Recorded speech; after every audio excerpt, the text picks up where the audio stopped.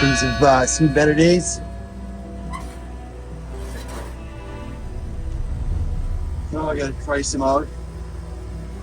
I've changed the whole damn thing, I think. Everything in there is done. It's an old girl though, I think. What is it? R22 unit, 15 ton.